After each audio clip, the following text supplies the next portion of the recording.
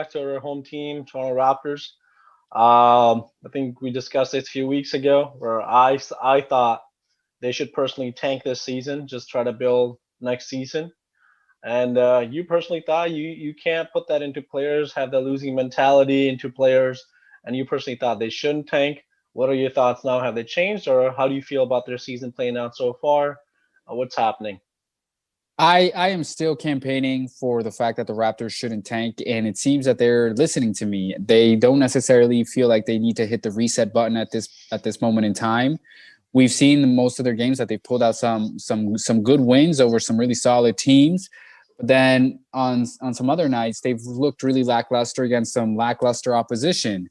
So I think the Raptors are in a very curious position right now. I think they're, as we were talking about a couple of weeks ago, they're not really good enough to be pushing the top contenders in the East anymore, but they're also not completely trash in the basement of the conference. So I actually think that what they're doing is kind of the approach that you have to take. You really want to you really want to build a competitive culture. You don't, like I mentioned in the previous video, you don't want to start a losing culture, and you don't want to start letting the idea into the players' heads and into the rest of the organization that losing is okay, or that losing is something that you want to do. You obviously want to show that you're a competitive organization, a competitive franchise, and I think that's what the Raptors are doing. They're trying their best to hold on to the pieces that they feel that they can squeeze the most out of, and I think they're positioned for a playoff push. Like I said, they're not top contenders in the East anymore, but I think they are still good enough where they can be a playoff team, one of those lower seeds. So I don't necessarily want to change my position from what I said earlier. I think the Raps should stay the course, do exactly what they're doing, and see if you can actually make the playoffs and see what you can do from there. I don't necessarily think it's time to hit the reset button. Have you reconsidered? Absolutely not. Exactly what they're doing is exactly what I did not want them to do. Languish in that middle ground, right? Be mediocre, get to the playoffs, get to the first round, and then bum out, pick in probably the low 20s, and get some scrub ass player. Okay, and then go from where? Go to where next year? We're gonna be in the exact same situation for years to come. So I think you have to trust in Masai's judgment, man. Especially the way that the Raptors have handled some of the drafts. Some of their players haven't been heralded stars. Look at Freddie VanVleet. But you cannot bank on that every season that you're gonna pull out. You're gonna pull out the star.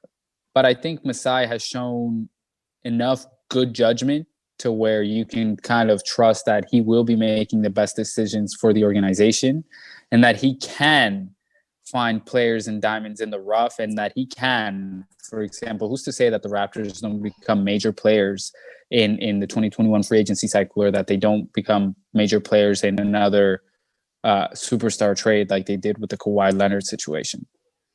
Well, that's all good and well, but if you have a good first round pick, it gives you much more leverage compared to you being like having a pick that's in the 20s. On top of that, what has this Raptors season taught us so far? I have a few things to discuss on this. Number one, Pascal Siakam is no star. He's not a star. If anything, he has regressed. If anything, he can be your third best player at best on a championship team, where he played as the second best player. And even that is iffy. It's iffy from where he is right now. He played that role when we went on our championship run, second or third best player alongside Lowry and VanVleet in some of those games. But overall, sure, third best player at best he can be on a championship team, and he's getting paid max dollars almost. Yeah.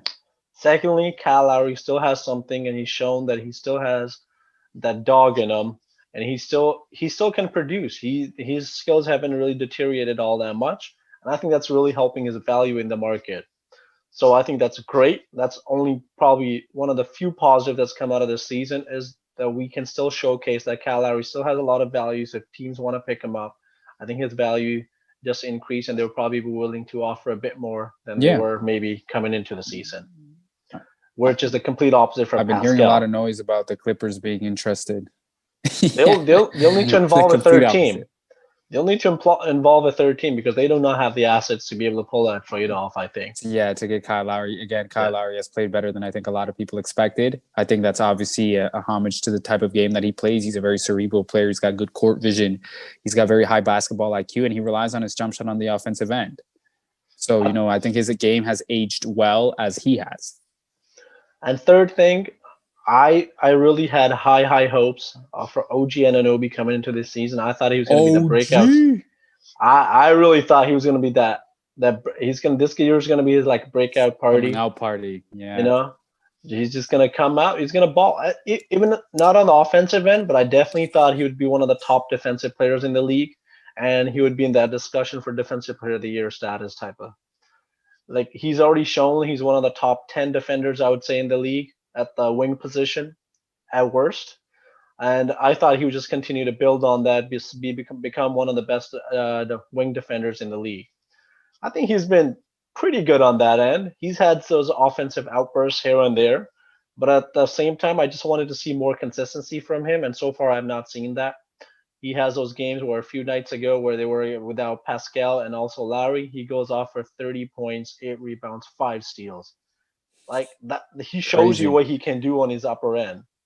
But then he also has nights where he scores like 8 points, and I don't really see him the whole game. And I gotta kind of Goes look for. I'm missing. like, is OG playing today? Like, Yeah. where is he? Like, I know He he goes started, missing. but like, I haven't really noticed him. Like, so I Send think an APB out for him. if anything we can achieve out of this season, I think is just to develop him and be able to, Mm-hmm. get him to be if he can be that player, that go-to player, not even a go-to player, like someone who we can lean on offensively and defensively, someone who can give consistent production from their wing spot, which we have not had for a very, very long time. We had it for a season when Kawhi was here, and that's been it.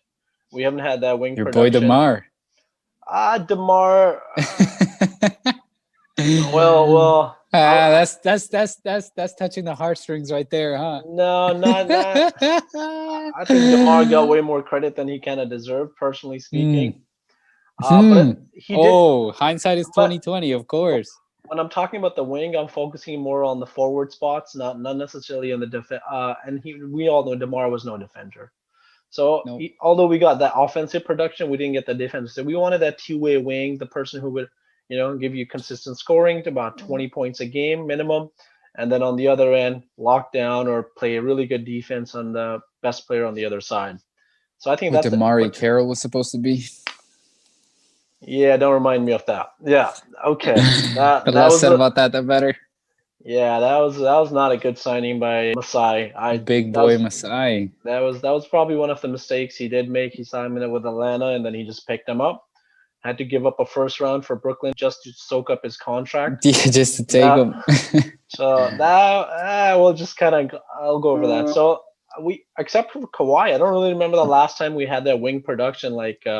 So I think if OG is able to deliver that for us, we have Chris Boucher, which has been I would say the top surprise of this season.